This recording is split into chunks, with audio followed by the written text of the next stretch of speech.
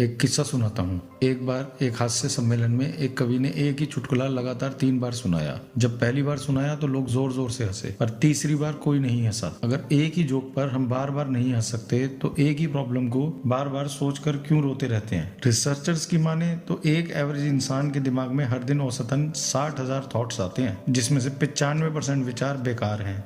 बेकार कैसे हैं? वो सब हमारे पास के थॉट्स हैं। अब पास तो चेंज किया नहीं जा सकता, हाँ, पर पुरानी बातों को याद करके परेशान जरूर हुआ जा सकता है। बार बार प्रॉब्लम्स के बारे में सोचकर हम अपने लिए ही परेशानियां खड़ी कर रहे हैं। ओवर थिंकिंग माइंड, इसका एक और भी नाम है मंकी माइंड। मंकी माइंड एक समय पे एक काम में फोकस नहीं कर सकता। बेसिकली वो एक परेशान माइंड है, इधर उधर भागता रहता है। सपोज आपका हाथ आपके कंट्रोल में ना रहे, अपने आप हिलता रहे, किसी को भी मार दे, किसी को भी छू ले, तो हम इसे बीमारी बताएंगे। ऐसी एक बीमारी होती भी है, एलियन हैंड सिंड्रोम। किस किस को आइसक्रीम बहुत पसंद है? सबको पसंद है। अब कोई सुबह शाम आइसक्रीम खाए ही जाए, दिन में 10-10 आइसक्रीम, अब उसको डायरिया ही होएगा, लूज मोशन लग जाएंगे। अब समझो लूज मोशन लग गए तो क्या करेंगे? डॉक्टर के पास जाएंगे। डॉक्टर कहेगा भाई सबसे पहले तो आइसक्रीम खाना बंद करो। सेम वैसे ही ओवर थिंकिंग मेंटल डायरिया है, पर ये आजकल नॉर्मल लगता है।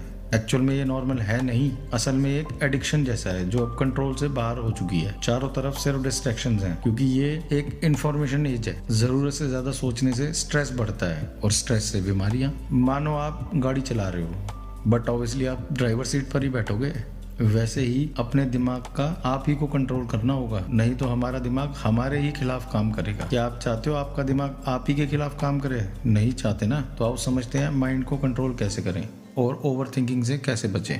खुद से सवाल कीजिए, क्या ज्यादा सोचना सही है? गौर गोपाल प्रभु जी कहते हैं, अगर कोई समस्या है और आपके पास उसका उपाय है तो फिर चिंता किस बात की? अगर उस समस्या का कोई हल ही नहीं है तो भी चिंता किस बात की? मस्त रहो, खुश रहो। माइंडफुलनेस और फोकस ऑन प्रेजेंट।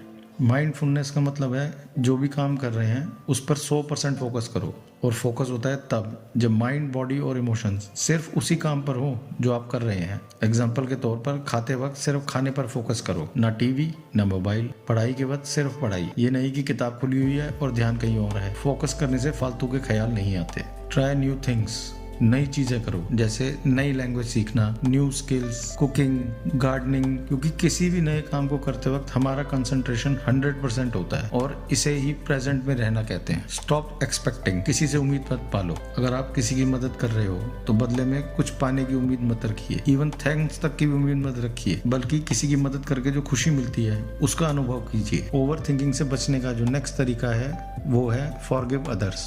दूसरों को माफ कर देना चाहिए। वो ही सोच चले जा रही है, उसने ऐसा कह दिया, वैसा कह दिया, किसी के कहने से कुछ होता तो है नहीं, खामखाई परेशान हुए जा रहे हैं। इससे अच्छा है उसको अपने मन में माफ कर दीजिए और आगे बढ़िए। Last point, meditation.